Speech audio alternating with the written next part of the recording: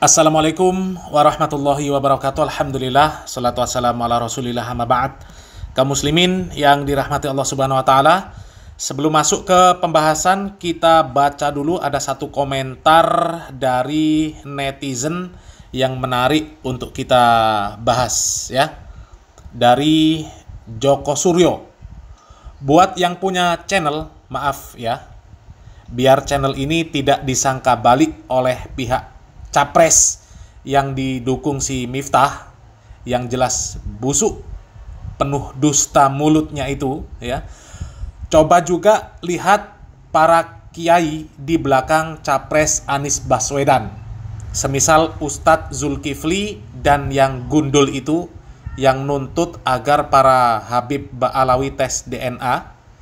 Juga hulu bilang bahwa Anies Baswedan itu calon Imam Mahdi. Bahkan ada yang bilang ngaku dapat wahyu melalui malaikat Jibril, Nabi Khidir mungkin maksudnya ya. Cuma gegara dukung Anies Baswedan ya, agar channel ini tidak dipandang juga kampanye mendukung salah satu capres. Itu loh, kayak Harry Pras ini sudah melakukannya. Kami ucapkan terima kasih atas masukannya, atas komentarnya. Dan masukan kita terima, dan ini video kita buat untuk membantah tuduhan-tuduhan si Miftah, dan juga barangkali ada yang berprasangka dari orang-orang yang sekolam dengan Miftah yang menganggap kita ini ikut mengkampanyekan salah satu capres ya. Kita tegaskan, kita tidak mengkampanyekan nama salah satu capres, naudzubillah min dzalik. Adapun kita mengkritik Miftah, itu bukan karena Miftah mendukung pasangan salah satu capres. Bukan. Ya. Kalau masalah pilihan bebas, silahkan. Masalah dukungan bebas, silahkan. Siapapun mau mendukung pasangan capres, ya, siapapun pilihan capresnya, itu silahkan. Itu hak prerogatif kalian. Kita tidak mau ikut campur. Ya. Tapi kenapa kita mengkritik Miftah? Ya, kita mengkritik Miftah itu karena dia sudah melampaui batas mendukung capres tapi dengan menyebarkan fitnah untuk sesama muslim ya, dan sudah menjadikan agama ini sebagai tunggangan politik. Ya, kalau ceramah pasti bawa-bawa politik, ngisi pengajian isinya politik, ceramah untuk menebar fitnah. Ya, dan itu terbukti. Kemarin di Lampung menyebar isu Wahabi. Katanya Wahabi itu dakwahnya cuma nakut-nakuti. Beda sama NU yang dakwahnya menyenangkan. Kemudian Wahabi diidentikan dengan PKS. Tapi giliran ditantang orang PKS untuk membuktikan omongannya, nggak berani. Ya. Si Miftah ini nggak berani, sudah ditantang sama orang PKS. Bahkan nggak tahu ini sudah disurati apa belum. Karena kemarin katanya kalau tantangan terbuka itu tidak ditanggapi sama si Miftah, ya, si Miftah itu bakal disurati secara resmi, ya, untuk diajak dialog lah, ya, diajak ngaji bareng istilahnya, untuk membuka kitab ulama. Apa benar seperti yang dipahami oleh si Miftah itu tentang ayat yang disampaikan untuk memelintir bahwasanya dakwah yang menyenangkan itu adalah dakwah NU dan dakwahnya Wahabi itu dakwah yang menakut-nakuti ya. Dan kemudian ada lagi ocehan dari si Miftah yang lagi-lagi menyebar fitnah Wahabi. Pokoknya ini di luar pemilu, nggak di luar pemilu, Wahabi ini kayaknya jadi musuhnya si Miftah ini ya. Si Miftah ini sangat memusuhi ya. Ya, katanya Wahabi ada di belakang Anies Baswedan ya. Coba kita simak videonya. Lah kemudian kenapa saya memutuskan kemudian tidak mendukung Mas Anies? Yang pertama, komunikasi saya dengan Mas Prabowo jauh lebih lama. Kemudian yang kedua, ada faktor X yang kemudian saya susah untuk menceritakan. Ini persoalan Ahlussunnah dengan Wahabi. Karena selama ini saya orang yang sangat ditolak sama Wahabi. Dan saya melihat barisan Wahabi itu hari ini mendukung Mas Anies. Gitu. Kalau personalnya, saya nggak akan pernah lupa dengan Mas Anies. Nah, si Miftah ini selama ini mengangkat isu Wahabi tujuannya supaya dakwah sunnah ini tidak disukai oleh jamaahnya, supaya ditinggalkan oleh umat, dijauhi, dibenci oleh umat. Ya. Ustadz Khalid Basalamah dia sebut Wahabi, Ustadz Firanda dia sebut Wahabi. Ya. Ustadz-ustadz yang mendakwahkan sunnah dia sebut Wahabi. Ya. Kemudian setiap membahas Wahabi, tujuannya supaya jamaahnya benci dengan dakwah sunnah. Dan anehnya, sekarang masalah pemilu dibawa juga isu Wahabi. Dibawa untuk memprovokasi jamaahnya, untuk memprovokasi umat.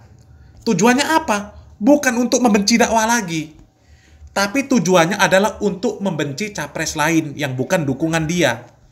Ya, demi capres dukungan dia, isu Wahabi dipakailah sama dia.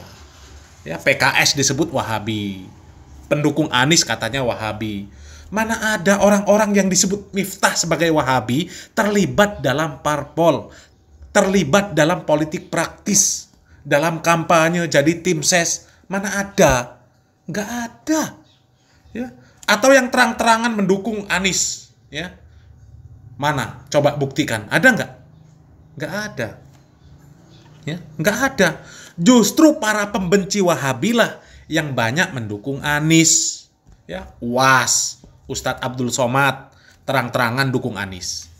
Apakah UAS Wahabi? Bukan. Ya. Jadi secara realita, ya, bukti itu bisa membantah dengan telak tuduhan si Miftah bahwa orang-orang Wahabi mendukung Anies. Ya, jelas kami sebutkan tadi, UAS dukung Anies. Ya, apakah UAS Wahabi? Bukan. Dan videonya tersebar luas bahwa UAS mendukung Anies. Ya, silakan buktikan.